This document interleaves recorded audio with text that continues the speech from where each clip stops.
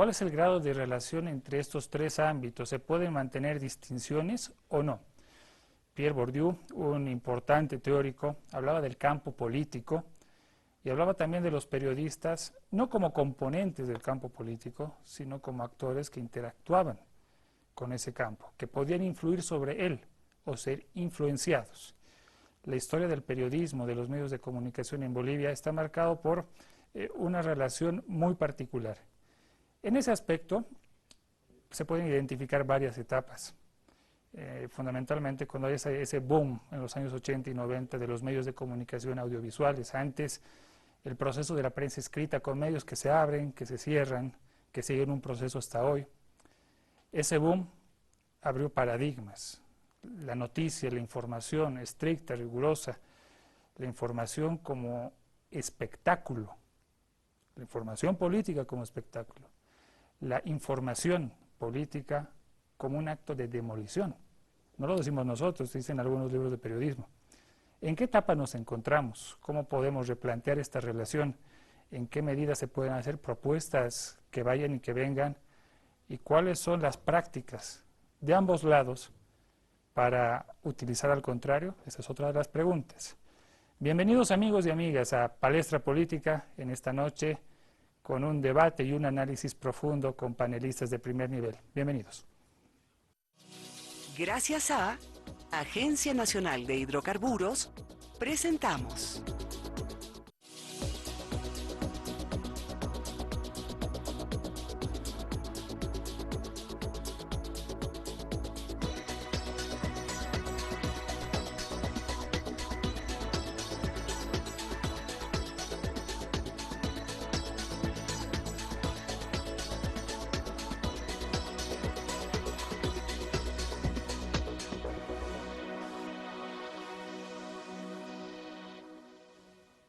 Gracias por estar con nosotros. Como todas las noches, somos Palestra Política. Estamos por Avia y a la televisión. Salimos a nivel nacional gracias a la señal satelital de Entel y Colonial TV, nuestro canal aliado en Potosí. Hablamos de este tema, periodismo, medios de comunicación, política, de una manera propositiva. Pero antes es importante decirles que estamos en las redes sociales. Ustedes nos pueden ver este programa completo en cuanto se termine en el YouTube. Estamos en las redes sociales con el Twitter, Avia y a la TV, nos pueden encontrar así, y también con el mismo nombre en el Facebook. Ahí está la programación y los adelantos de Palestra Política, el resumen de todos los programas. Hablamos de este tema, ya se los hemos mencionado, pero antes conociendo a nuestros invitados, periodistas de trayectoria.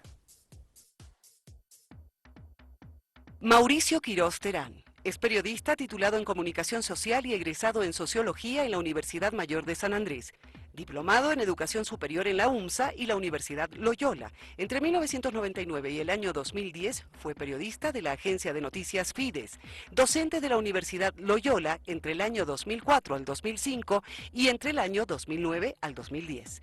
Fue consultor en temas de comunicación para la Organización para la Salud, la Corporación Andina de Fomento y el Ministerio de Relaciones Exteriores y Culto. Fue jefe de redacción del matutino La Prensa y periodista de la red de televisión ATV en el año 2010. Ha sido secretario de Libertad de Prensa de la Asociación de Periodistas de La Paz. Actualmente es parte del matutino La Razón. Rocío Bernal Olazábal nació en la ciudad de La Paz el 30 de abril de 1958.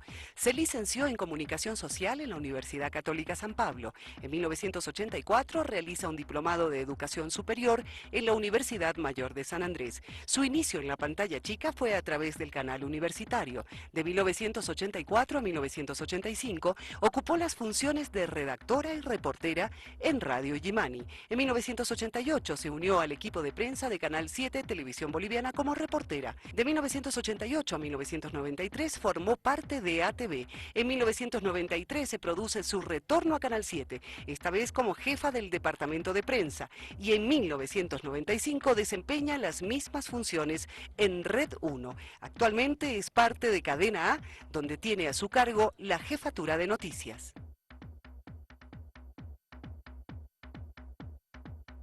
Grover Yapura Aruquipa estudió comunicación social en la Universidad Mayor de San Andrés. Es director de la revista impresa mensual Oxígeno. Ha sido director de los matutinos paceños La Razón y La Prensa. En el año 2010 fue columnista del periódico Página 7. Grover Yapura es un periodista especializado en planificación, gestión y desarrollo de proyectos periodísticos, además de contribuir desde el periodismo al análisis de la coyuntura política. Les damos la cordial bienvenida a nuestros invitados, Grover, Rocío, Mauricio, bienvenidos a Palestra Política. Introducimos el tema, contextualizamos, hacemos un pauteo somero de la aparición de medios de comunicación de la siguiente forma, también titulando el programa de hoy.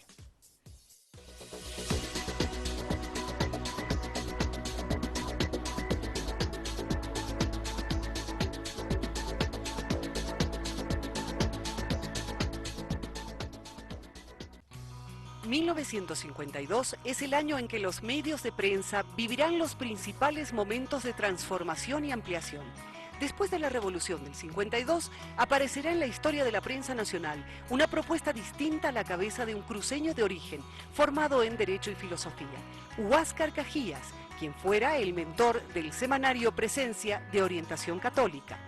Otro periódico que hasta hoy circula en nuestro medio es El Diario, que por décadas ha sido el de mayor tiraje a nivel nacional, pero con una notable debilidad en sus editoriales desde el fallecimiento de su director Jorge Carrasco. Pese a un nivel muy bajo en su tiraje, aún persiste el vespertino Jornada, que naciera en 1964.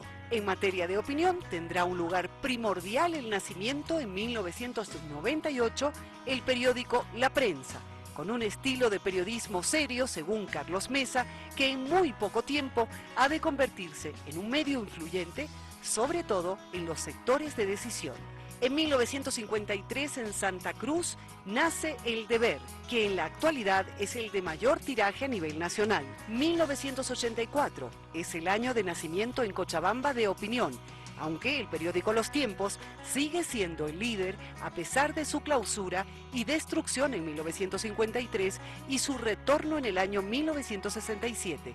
En 1979, con una tendencia de izquierda radical, nacerá bajo la dirección del asesinado Luis Espinal el semanario Aquí. Entre 1999 y el año 2000, nacerán como una propuesta de periodismo escrito los semanarios de análisis Pulso y El Juguete Rabioso. El periodismo sensacionalista también tuvo su oferta junto a Gente, que se mantuvo vigente desde el año 99 al 2006, y Extra, caracterizado por noticias de escándalo, crónica roja y desnudos. La inconfundible magia y alcance de la radio también tuvo su protagonismo, siendo las emisoras más representativas por su aporte social, la cadena de radios alternativas mineras a la cabeza de Radio Pío XII. Entre 1955 y 1975 nacerán las emisoras que hasta hoy son recordadas, Altiplano y Nueva América, dejando a la década de los años 70 y 80 la aparición de Fides y Panamericana, que aún acompañan a las y los bolivianos más allá de la línea ideológica que defiendan. Esta posibilidad que en este momento usted tiene el de ver y escuchar en paralelo, llamada televisión, nacerá en 1969 bajo el nombre de Televisión Boliviana. En el año 1977, la televisión boliviana logrará integrar a los 9 departamentos.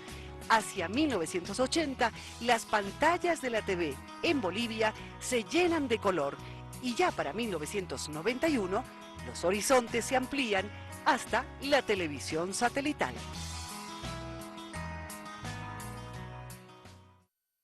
Si tuviéramos que resumir todos los medios de comunicación, nos quedaríamos cortos, ¿no? En la historia del periodismo de Bolivia. El Pulso, El Juguete Rabioso en la década de los 2000, el tema de Gente y Extra, tan cuestionados en su inicio por sintetizar el desnudo, la crónica roja, etcétera. Bueno.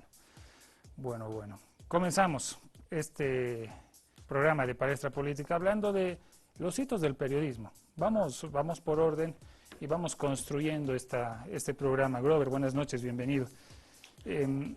Faltan cosas ahí. Faltan hombres y mujeres con nombre y apellido. ¿A quiénes podemos mencionar? Gracias, Gabriel, por la invitación. Buenas noches. Es un gusto compartir con colegas de semejante trayectoria.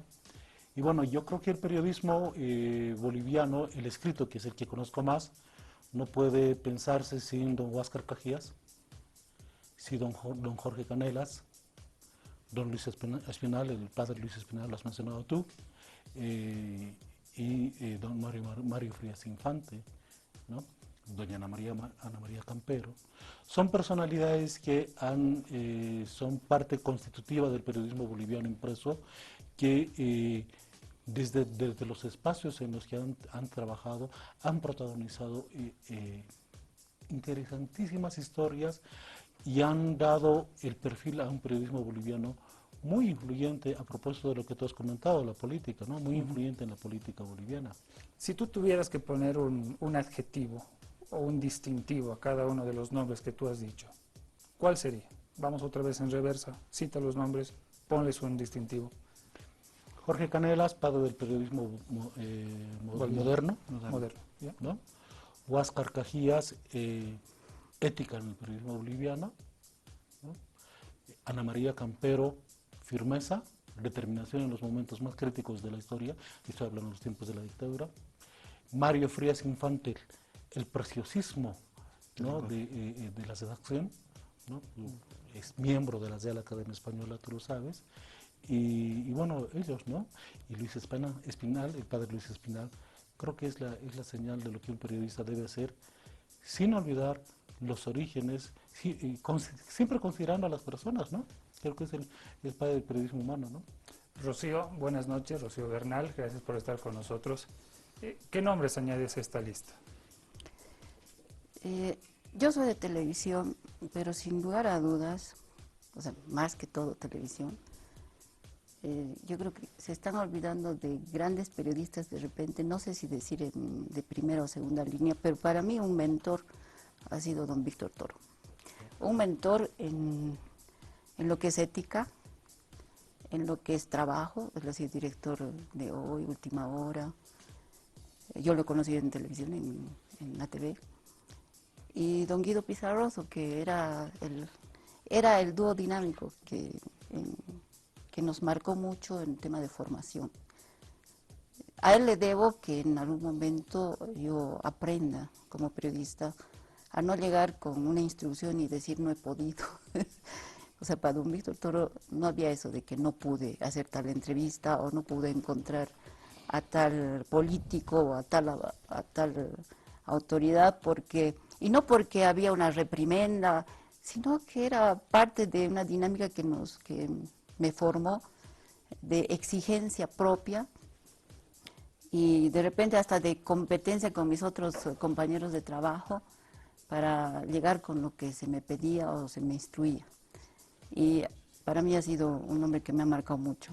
O sea, para mí es una calidad de profesional, de ser humano y de haberme exigido y de haberme formado ya en mi carrera. Bien, Rocío. Mauricio, buenas noches, gracias por estar acá.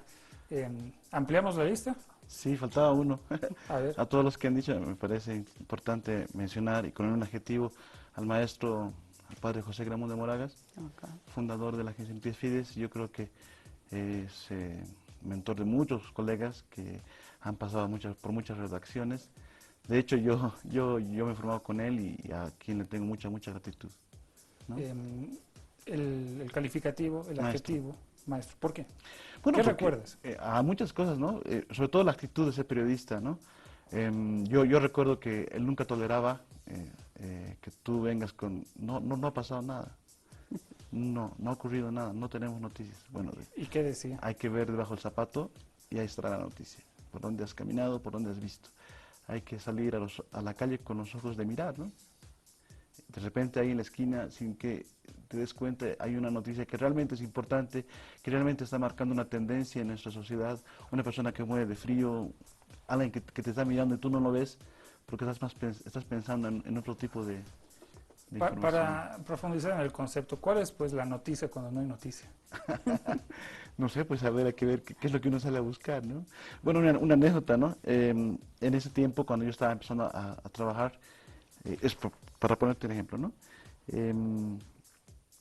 Llegaba a la agencia que está en la Loaiza, esquina Camacho, a eso a las 6 de la mañana.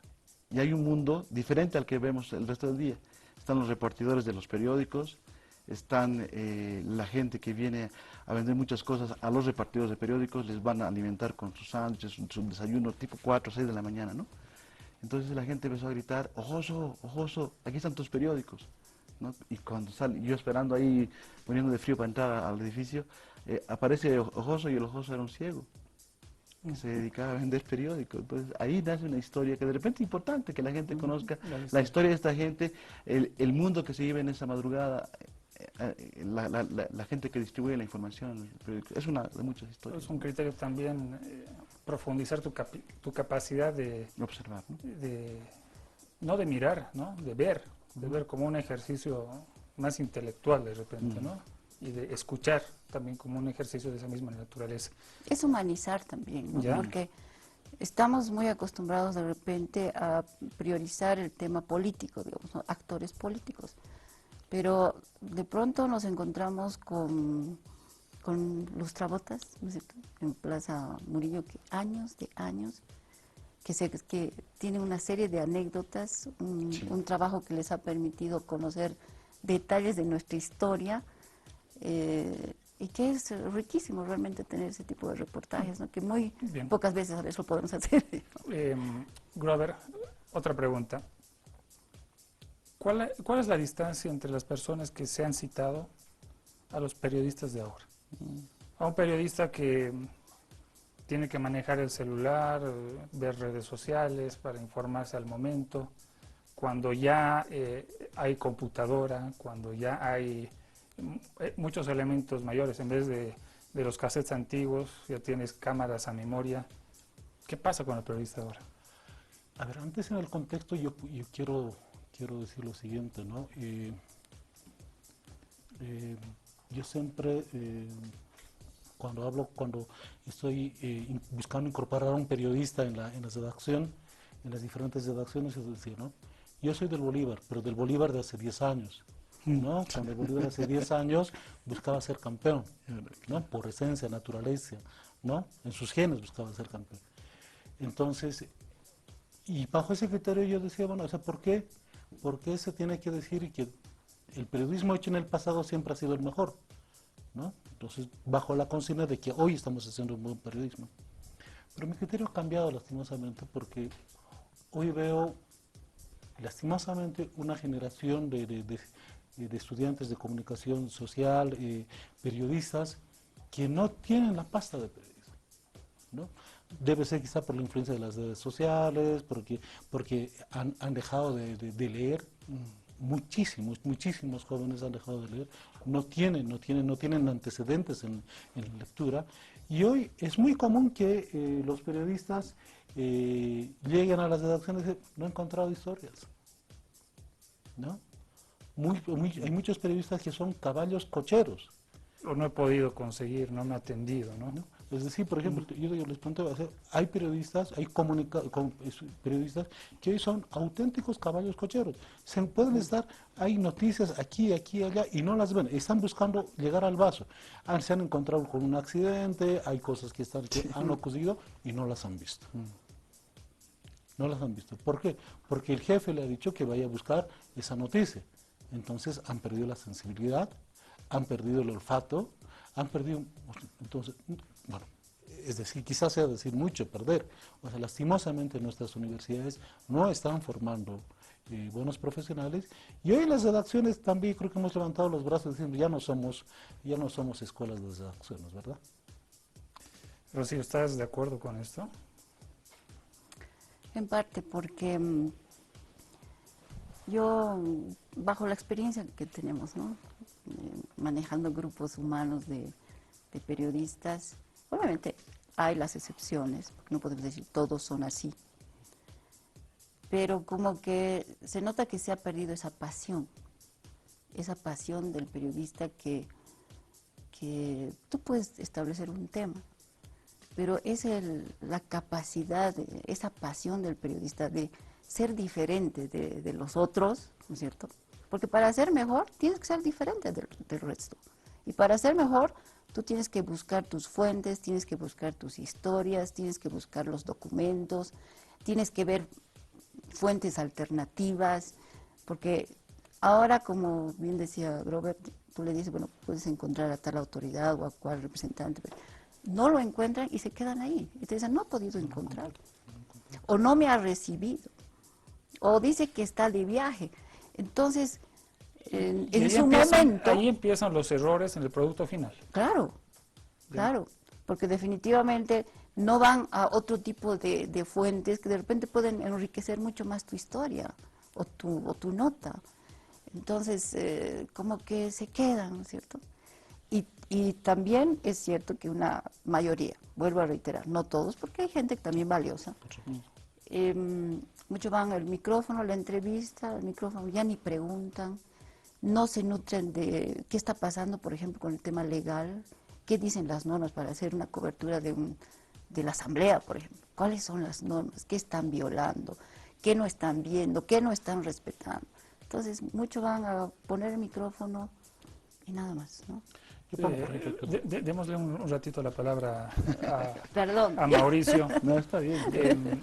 No, yo ¿Cuál creo- es la distancia entre los de antes y los de ahora? Ay, no sé. Yo Porque creo que yo siempre... alguna vez leí en Nueva Crónica, Sí. Crónica, creo que era el año pasado, ¿no? Profesión periodista, con coma al medio, ¿no? Profesión periodista. Y era una dura crítica a quienes se han formado en universidades y era una exaltación a los empíricos. No. Mauricio. No, yo creo que antes y ahora han existido los unos y los otros, ¿no? Y bueno, ahora más que nada con el avasallamiento de las tecnologías que tenemos, ¿no? Yo creo que hay que ver las cosas diciendo que el periodismo es una forma de vida. Y eso también me lo dijo el padre Ramón, es decir, te has metido en una forma de vida, es decir, tienes que estar conectado con la información desde la mañana, tienes que leer, entender a mucha más velocidad de lo que hace el resto de la gente. Ponerte en la piel, en los zapatos de otras personas a mucha más velocidad que hace el resto de las personas. Y yo creo que en este momento hay gente que hace lo mismo, pero yo estoy cada vez más sorprendido con la influencia de las redes sociales y la tecnología. No sé si nos ayudan a compartir cosas, a compartir juegos, a compartir sentimientos, pero no sé si nos ayuda mucho a leer, a comprender muchas realidades, o como decían aquí mis colegas, a deshumanizarnos, a ser poco sensibles, ¿no? Vemos accidentes, vemos cosas muy fuertes también en las redes sociales. Eso no está muy regulado tampoco, pero bueno, es parte de nuestra realidad. Bien, cortito, en producción me dicen que vamos al corte. Grover, Mira, te he dejado con algo. sí, por decir favor. algo. Mira, por ejemplo, es el caso de nuestra colega Amalia Pando, ¿no? El día de ayer, Amalia ponía el punto sobre la I en el caso Patricia Flores. Claro. Ya. Todos los medios, no todos, gran parte de los medios salen a decir que la justicia condenó a Odón Mendoza por el caso Patricia Flores. Pero ¿cuántos de los medios, cuántos periodistas pusimos el contexto de que hay un tipo que está en la cárcel, llamado José Luis Flores, quien también podría ser sentenciado, y que la justicia no ha fallado sobre ese caso, porque la justicia ha perdido el examen de ADN sobre ese tema? Entonces, ¿no? Ahí creo que fallamos bastante a los medios y periodistas, ¿no? Ahí pasa algo, ¿no? Con la experiencia que hemos tenido en la cobertura. Hay que quedarse pues en la audiencia. Parado hora y media, 2 horas, 3 horas, si es que hay esa posibilidad, pero a veces lo inmediato rige, ¿no? Lo inmediato rige. Y para saber el porqué de las cosas hay que tener pues una talla de árbol y estar las 3, 4 horas que dura una audiencia como esta para sacar los detalles más novedosos. En eso consistiría sacar más información. Al volver, amigos, vamos a ir a una pausa. Estaremos desarrollando el tema de la comunicación política. ¿Qué es? Información, devastación política, show informativo, eso al volver.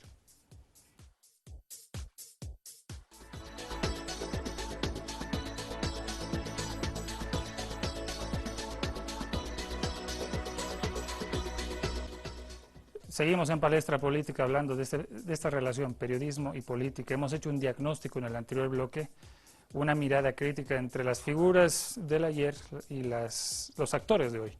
Los actores de hoy. No sé si lo que vaya a decir vaya a servir de dispositivo de debate, pero hablábamos antes con periodistas antiguos que han cubierto Plaza Murillo y el legislativo, y desde los gobiernos se daban cafecitos, almuercitos, tickets preferenciales, en Navidad algunos que otros regalos.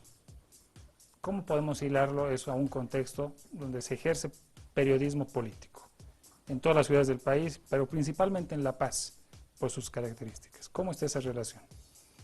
Bueno, yo creo que hacer periodismo político en Bolivia, como se lo hace ayer y hoy, es muy fácil. A ver, ¿cómo es?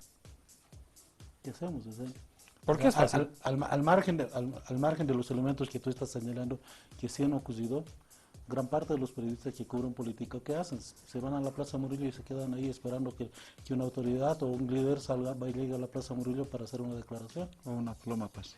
Qué duro el diagnóstico del periodismo político. ¿Tú también compartes eso? No, a ver. Es fácil para algunos Claro, que hacen exactamente lo que tú estás señalando. Pero a veces, yo creo que, por eso yo digo, marca la diferencia del trabajo de uno. Por ejemplo, y a veces caía mal a otro grupo de periodistas, porque generalmente a veces en Plaza Murillo se hacen grupos de 3, de 4, de 5, ¿no? Entonces van 5 a hacer una entrevista aquí, los mismos 5, la otra entrevista allá, o los mismos 5 una conferencia de prensa. Yo a veces tardaba un poquito en el trabajo porque esperaba que termine la conferencia y yo me quedaba sola con... ¿Tú te llevarás al grupo? Sí, o sea, a mí me gustaba, y a veces yo, por no estar con el grupo, de repente me perdía algo, pero... ¿O estaban cuántas contigo? No, no podía. Pero lo que sí, a mí me gustaba hacer mi agenda, y obviamente si estaba con un jefe de ¿La arriba... agenda o la tenía agenda que- del medio? no, La por un propia. lado era tenía una agenda, que seguramente eran los temas principales que te da un jefe de prensa o un director, y luego tú te haces tu propia agenda en función de lo que está sucediendo, de lo que vas descubriendo. Y algo que seguramente debe acordarse también, porque Gabo ha trabajado conmigo, muchas cosas se sacan conversando con los políticos, pero no grabando.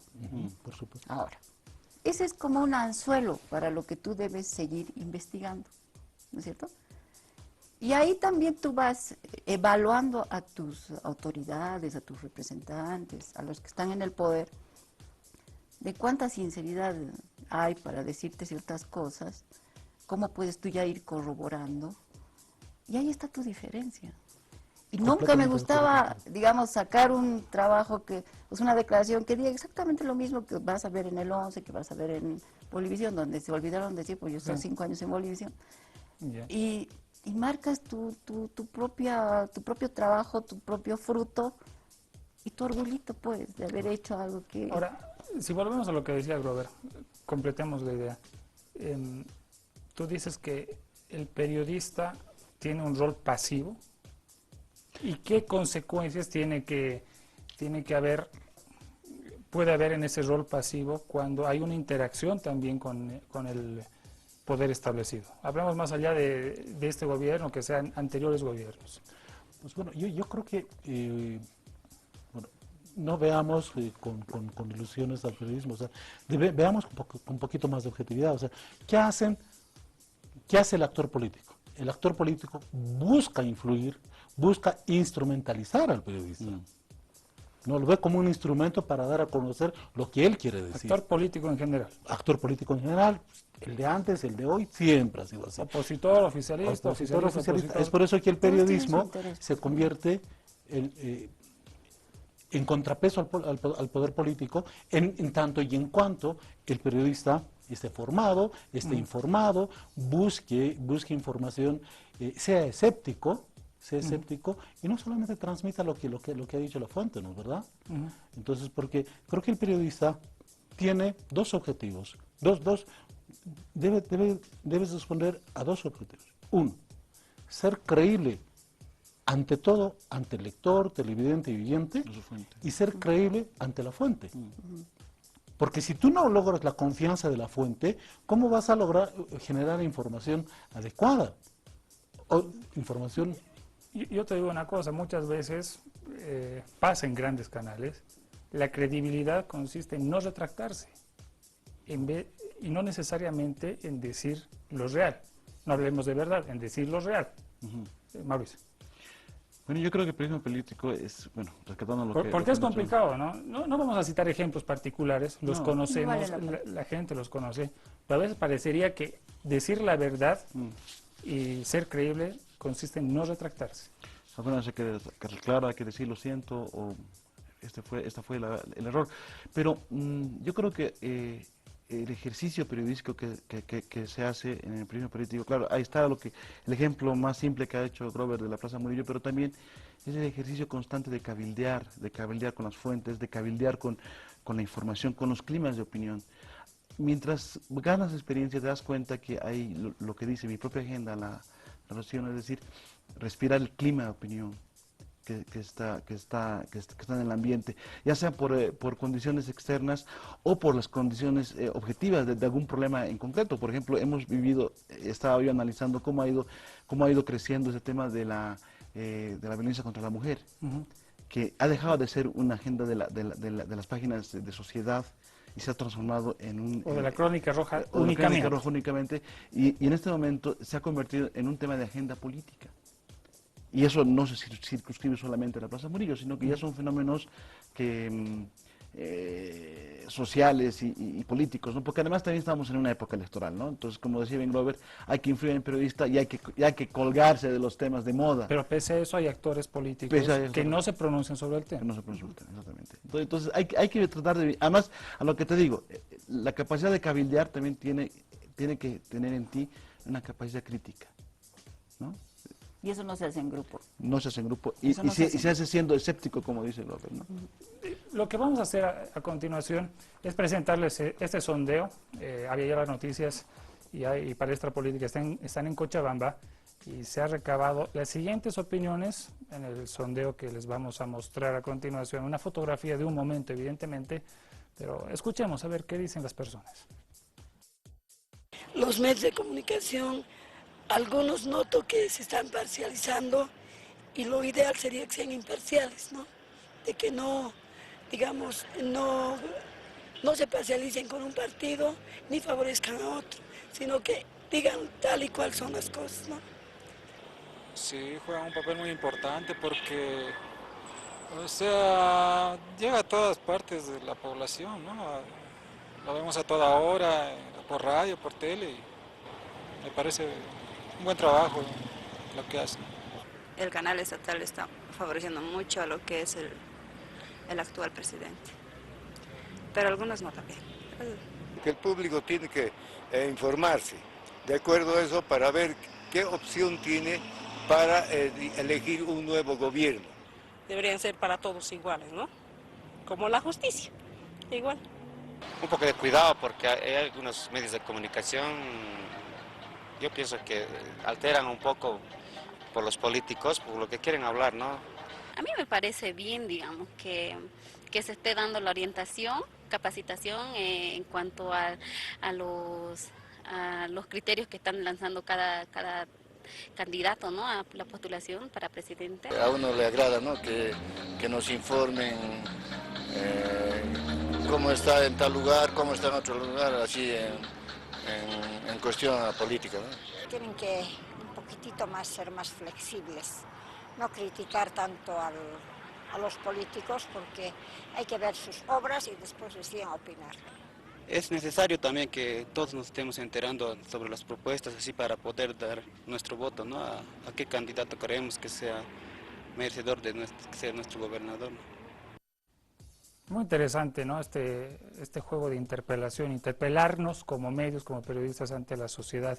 A ver, yo les planteaba algunos aspectos, si es que podemos comentar primero el sondeo y luego, a ver, definiciones. Periodismo político, demolición, ¿qué era? ¿Devastación? Yo no me acuerdo. Demolición. Demolición, ¿no? Demolición política. Show. Show, que es real, es un fenómeno real. Especialmente para televisión. O rigurosidad. Grover. Bueno, el sondeo me parece muy interesante porque reflejan las diferentes opiniones que existen, ¿no? Y yo adoptaría el tema me sumaría a a las críticas que existen sobre el ejercicio periodístico, que lastimosamente, que es el que protagonizamos, en el que estamos ahora, yo no voy a marcar diferencias, esto yo no hago, o sea, creo que estamos siendo asestrados por el trabajo superficial de las cosas, no estamos profundizando. Yo te pongo el caso, por ejemplo, del debate del 50-50, ¿no? Yo recuerdo el caso de un compañero periodista llamado Óscar Alarcón, que trabajaba en la primera etapa de La Sazón, y él decía, ¿no? Grover, y una frase que jamás olvidaré y que siempre voy a transmitir: en el peor periódico vas a encontrar el mejor dato. En el peor periódico vas a encontrar el mejor dato. Entonces, ¿qué es lo que ha pasado? El caso del 50-50. Entonces, está el mejor dato en el peor periódico, no es pues el peor periódico. No, es que no, estoy tomando en cuenta el sentido de que nosotros debemos leer los medios. Es más pequeño, ¿no? Debemos leer los medios. ¿Y quién ha leído, quién ha dado a conocer ese caso? El poder político. El poder político nos dijo, mire, en esta revista, que es muy prestigiosa, de mi apreciado amigo José Pomacuzzi, dice, miren, periodistas, ustedes no han leído esto. Sí. Y yo, como presidente, estoy generando el debate sobre este tema. ¿No? Cosa inadvertida. Cosa inadvertida. ¿Qué pasó ahí? Circuló, la revista había circulado dos semanas antes y nosotros no leímos. Y luego la entrevista salió en otro medio de comunicación, en el canal estatal, y no la hemos percibido. No la hemos percibido. Nos incluimos, ¿no? Rocío. Pero ahora, el tema... creo que más allá de... No me están respondiendo devastación, ni tampoco, perdón, demolición, y al sondeo. Show. Yo lo que quería responder es, a ver, el tema de imparcialidad, como marca una de las personas consultadas, ¿no? Antes hablaba de objetividad. Y objetividad. Pero generalmente nosotros, cada ser humano, bien difícil ser objetivo e imparcial, ¿no es cierto? Porque como ya tantos estudiosos lo han dicho, nosotros respondemos en nuestros afectos y desafectos, en nuestras formaciones, en nuestros contextos y nuestra manera de ver las cosas, ¿no? Por eso yo digo, es muy difícil, aunque deberíamos tender, pero lo que yo creo que es más importante es el tema de la ética del periodista, ¿no? Ética con el que nos ve, nos escucha, nos lee, ética con uno mismo, y ética frente a todos los actores a los que estamos fiscalizando. Claro. Tengo un principio, ¿no es cierto?, que es el hecho de el periodista, y ese es un tema que a veces creo que no lo ha comprendido del todo el presidente, es contrapoder. Porque ¿quién tiene en sus manos la posibilidad de aprovecharse de recursos públicos? Y no digo solo que sea el MAS, todos los que están en el poder en su momento, siempre es el que está tentado a cometer a veces hechos ilegales, ¿no? Estoy hablando de autoridades en general. Hay otros, evidentemente, gente muy ética, profesional, que cuida mucho su nombre. Entonces, por lo menos yo digo, a veces, más allá del tema político, tú tiendes a ser mucho más flexible con aquellas personas que has hecho algún tipo de empatía por la conducta que tiene. Y al revés, hay otras autoridades con las que definitivamente tú dices, a ver, ¿dónde le pesco y en qué momento le pesco y lo voy a hacer con gusto? Completamente de acuerdo, pero aquí pasa una cosa, ¿no? Cuando en vez de fiscalizar, controlar y tener ese concepto claro, no voy a decirlo, pero bueno. Hay que decirlo. Bueno, hay que decirlo, lo decimos. Yo me obsesiono con una idea de excomunión. Sabemos hacia dónde va lo que estoy diciendo. Me obsesiono con una idea de excomunión. No estoy pues entrando en esa lógica del contrapoder. Cuando me obsesiono con un datito de un supuesto embarazo de algún familiar o un familiar de una ministra. O sea, no estoy cayendo en eso, ¿no? No. Es que, a ver un ratito, estamos pues por el bien mayor, ¿no ve? Claro. El bien común. Y encima cuando el dato del embarazo lo da otro actor político, con algún interés. Mauricio. Bueno, yo voy a recordar una frase que dice Gabriel García Márquez. En la vida solamente existen tres cosas absolutas: la misma vida, la muerte y el amor. Sobre todo lo demás se puede discutir y cada quien tiene una perspectiva distinta. ¿Verdad? ¿No es cierto? Cuando uno muere, muere. Y la noticia es así, ¿no? Cuando uno ama es igual. Las cosas te cambian la vida. ¿O no, Gabo? ¿Tú amas o no amas? Te cambian? Me estás preguntando. ¿Y cómo te cambian? ¿Y cómo te cambian? Adelante. Exactamente, ¿no?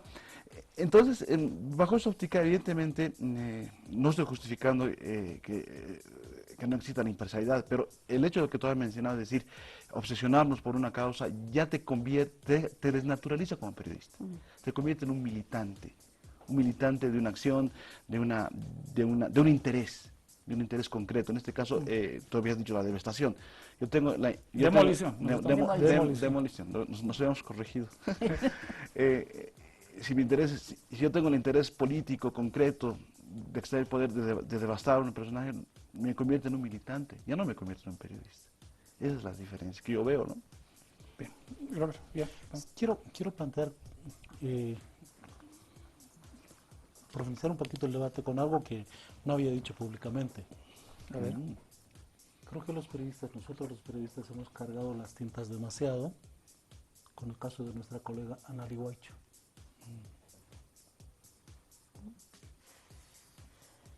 ¿Por qué?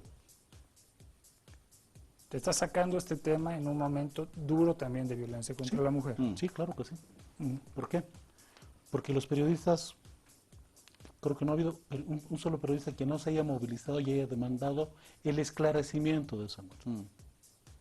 ¿No? Hemos pasado a ser protagonistas de la noticia, desde los medios. Hemos logrado que el poder político asimile y diga, esa es la oportunidad para sacar esta ley. Y además le vamos a poner el nombre de Anali Huaycho. Hemos logrado que el poder político se movilice, ¿no? Hemos visto a ministras, opositoras entre sí, ¿verdad?, marchando por el caso este.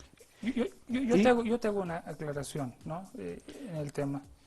Yo alguna vez revisé el Twitter de Anali Huaycho y ella antes de morir ya estaba hablando, hay un comentario en su Twitter sobre la ley.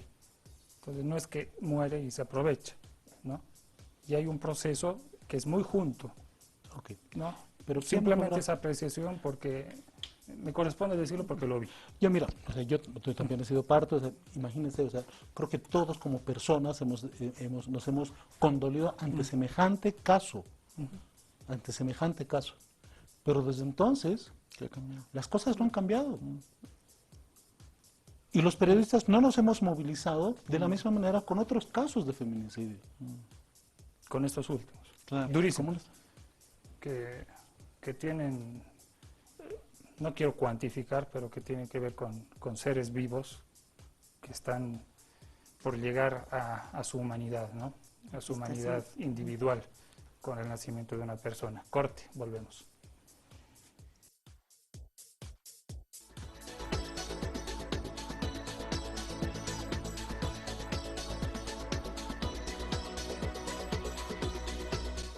¿Qué programa más autocrítico del periodismo, de la formación, de la falta de lectura, de no profundizar, de todo eso hemos hablado?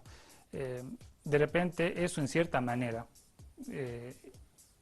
tiene relación con las críticas que en el último tiempo han llegado sobre el periodismo, porque empezamos hablando de esa relación de los grandes personajes del periodismo con lo que tenemos ahora, ¿no? Con total claridad. Vamos hablando de panorama electoral. ¿Cómo han visto ustedes la postura? Rocío lo ha planteado. ¿Qué estás viendo, Rocío, en el tema de la papeleta como tal, las alternativas que se tienen y el manejo electoral de la información? Mira, más allá de la papeleta, no sabes cuánto extraño esa corte electoral, ahora tribunal electoral de Huáscar Cajías. ¿Por qué? En primer lugar, por la calidad de quien era presidente de esa corte, por la calidad de los otros vocales. Cuando había una resolución, Gabo, en primer lugar, nadie la discutía, nadie, ni los partidos en función de gobierno, ni los partidos de la oposición. O sea, era tal la dignidad, el prestigio, la confiabilidad, la legitimidad que tenía ese tribunal, que nadie cuestionaba sus resoluciones. Eso es algo que te ha marcado, pero a ti. Me ha marcado mucho porque para mí, y para mucha gente seguramente, el árbitro de una contienda electoral es fundamental para creer en sus resultados, para no generar dudas, para no generar enfrentamientos, para no generar cuestionamientos. Entonces, yo creo que en algún momento ojalá los políticos, porque los meto a todos, tuvieran la capacidad de volver a hacer acuerdos, pero para rescatar la institucionalidad en el país, donde tengamos jueces probos, magistrados probos, y no es suficiente solamente incluir el poncho y la pollera.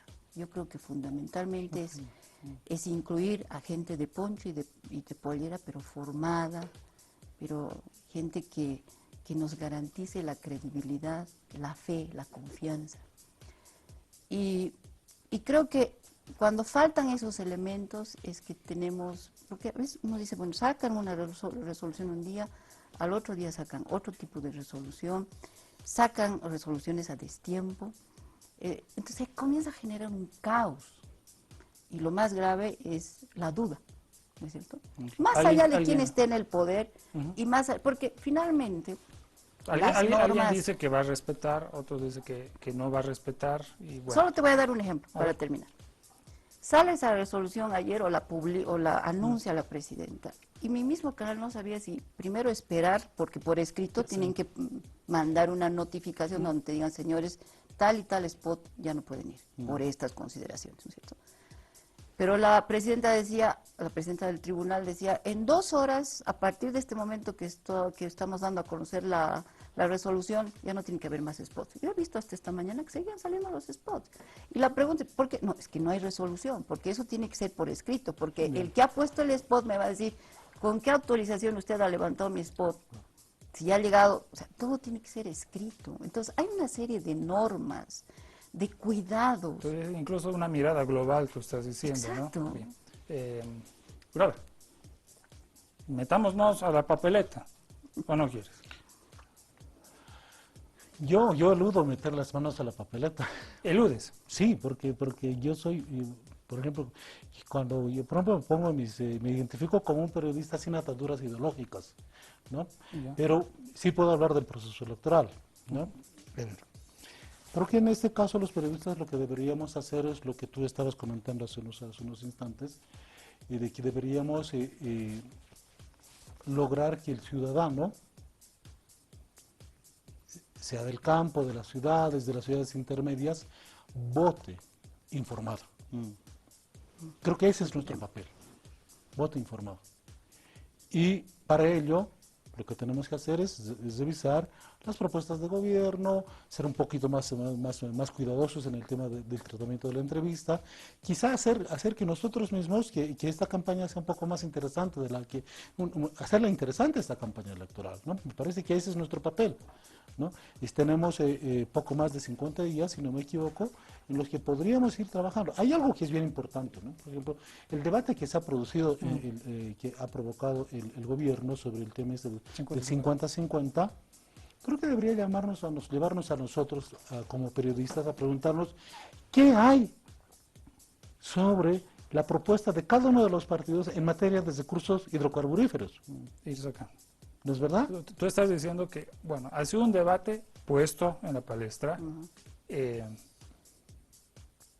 con profundidad, porque es una visión de país. ¿Qué ruta seguimos? Por supuesto. Parece que está claro, yo lo decía hace pocos días, que lo único que está claro en este tema es que no se va a discutir sobre la necesaria ley de hidrocarburos. Bolivia necesita una nueva ley de hidrocarburos. Pero los actores políticos lo eluden, ¿no?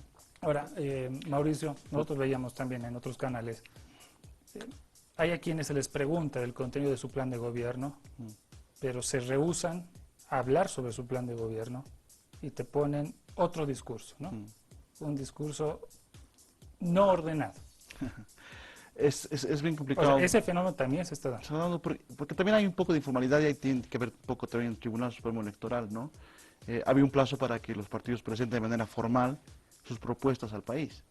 Los 5 planes están ahí, uno los puede descolgar de la internet, pero tú te encuentras con cada historia ahí, que cuando tú comparas, y lo hemos hecho, ¿no? Comparar comparar lo que proponen en el ámbito de hidrocarburos o lo que proponen en el ámbito de seguridad ciudadana, que estaba de moda estos días, con lo que dicen ahora. Son cosas diametralmente opuestas o ni siquiera las han tocado. Por poner un ejemplo, el MCM tiene una declaración de 10 puntos, en ningún momento habla de seguridad ciudadana, pero bueno, ya hay propuestas, la gente propone, y yo pregunto, ¿y dónde está el documento oficial? Es que todavía no hay el documento oficial. Pero ya lo han presentado. Pero ya lo han presentado, porque supuestamente ese es un documento que te habilita a participar en las elecciones. Hay mucha informalidad. Ahora, el Tribunal Supremo Electoral nos ha dicho, estos son los procedimientos, estos son los elementos objetivos para que presenten su programa de gobierno, ¿no? Ahora, la informalidad pasa también por X candidato que llega y abre, proclama su candidatura 1 o 2 meses antes, ¿no? O sea, 1 o 2 meses antes, ¿con qué tiempo pues vas a presentar una propuesta? Exactamente, ¿no? Pero yo creo que hay un... pues sí. Yo creo que también hay un elemento que, partiendo de las normas o de las decisiones que sacaba el Tribunal Electoral, que finalmente los medios no sabíamos qué hacer. Porque por un lado decían, en este tiempo no se puede pedir el voto, no pueden hablar de sus programas, no pueden hablar de... Pero resulta que en algunos programas sí se veía parte, o sea, al final vos tenías temor a las sanciones de hacerlo, no hacerlo. Y bueno, después viene, bueno, ahora viene una donde no hay spots, no hay esto. Entonces, eso también... Tú has participado en varios procesos electorales, ¿no? Varios. ¿Has visto? ¿Cuál te llama más la atención? Por su por lo escandaloso o por lo propositivo. Yo creo por la informalidad, en realidad, yo creo que hay muchas cosas que yo veo en el Tribunal Supremo Electoral. En el Tribunal y sus normas, y sus resoluciones, y sus decisiones. El problema es más estructural, ¿no? Bolivia está atravesando un problema de institucionalidad. Hay un problema de que no hay instituciones sólidas y que no se han podido recuperar a pesar de la eclosión de 2003 que ha cambiado todo lo que estamos viviendo ahora, ¿no? Y el Tribunal Supremo Electoral son equivalentes a jueces electorales, ¿no es cierto? Entonces, a los jueces los conoces por sus fallos. Y así los estamos conociendo. Lamentablemente hemos tenido que conocer pugnas internas hace menos de una semana y los protagonistas eran los jueces, no sus fallos. Solamente voy a dar... triste, es tan difícil. Y en algún momento, cuando vino la elección de los magistrados, por ejemplo, que igual invitó a un debate, el propio tribunal, y ¿te acuerdas que no se podía dar quién era Esto es una confusión. Que no se lo podía entrevistar, que no se podía dar denuncias contra ese candidato a ser magistrado? Y en algún debate con ellos, yo les decía, pero ¿por qué? Más bien la sociedad necesita conocerlos, y si hay denuncias, adelante las denuncias, se verificará, el candidato se defenderá, dirá que es cierto, que no es cierto, pero mientras más opción le das a la ciudadanía de conocer, de darle detalles, de darle información, de que conozca por el que tiene que votar o por el que no tiene que votar, es pues democracia y es mejor, ¿no es cierto? Pero cuando te empiezan, y en alguna vez se acordarán los vocales, yo les dije, el resultado de esta elección, como ustedes lo han planteado y como ustedes han limitado a los medios en dar la información, el resultado les va a decir si han hecho bien o han hecho mal. Ha ganado el voto nulo, ha ganado el voto que mayoritariamente, porque la gente finalmente, ¿por qué no iba a votar? Hay quienes se han colgado también políticamente de eso, ¿no? Por eso. Y ahora todavía tenemos peores resultados, porque resulta que a los que han puesto, que eran, yo siempre lo he escuchado al vicepresidente, los mejores hombres, las mejores mujeres, resulta que ahora ya están procesados y enjuiciados. Porque ya han fallado.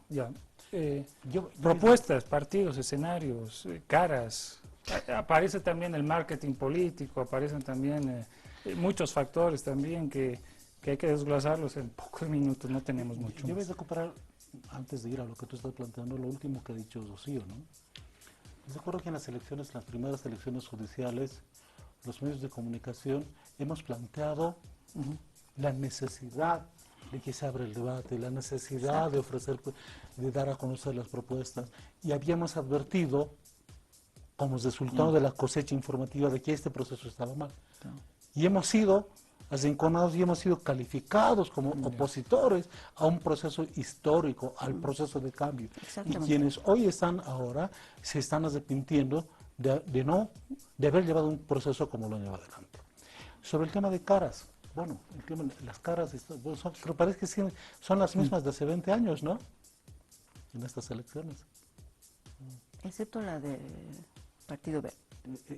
Excepto la del Partido Verde. Pero no está en el debate el tema ecológico, que es lo que propone ese partido. A mí me llama la atención. Bien. Hay malas palabras, cosas que no se dicen. Nacionalización, reforma de la Constitución es otra cosa que nadie se anima a decir, pero sin embargo hay cosas que se deben reformar. Tú ves ruptura ideológica en algunos casos. Entonces, Sí.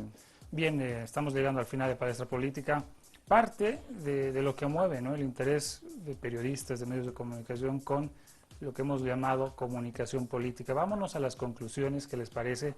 Comenzamos con Grover Yapura. Tenemos un minuto, nuestro reloj, estamos en el sur, en Aviala, y nuestro reloj gira al revés.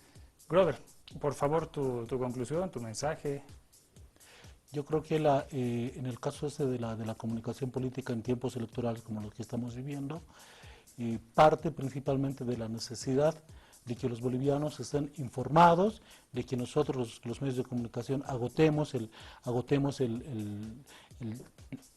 impulsemos la propuesta política, ¿no?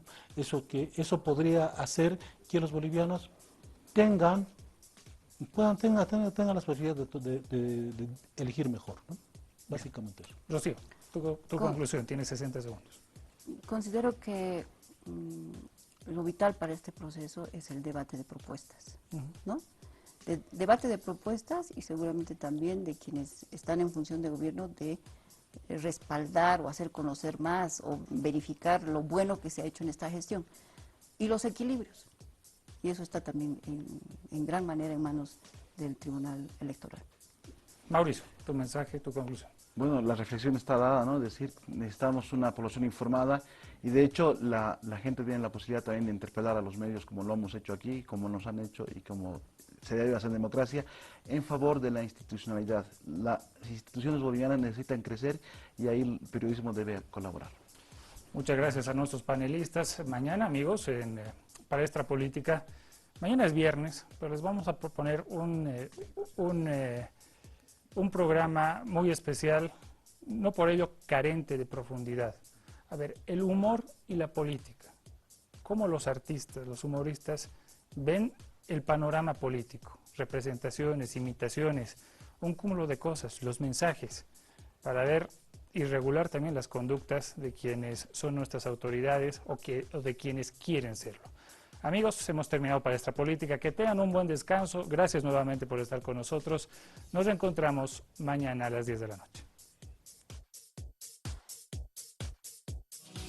Gracias a Agencia Nacional de Hidrocarburos, hemos presentado